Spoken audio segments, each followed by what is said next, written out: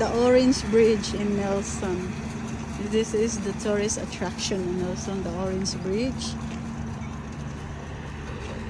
And then I'm going to, yung ganda, nilinis pa nila oh. Talaga. Ito oh. Yun, tingnan mo naman ang park nila.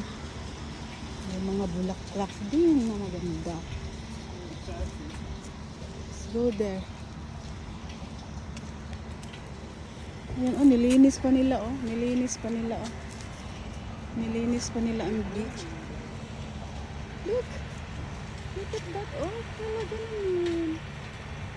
Ang ganda. Very nice.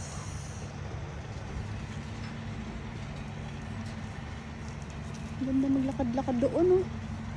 Sige, dito tayo. Sa bulaklak.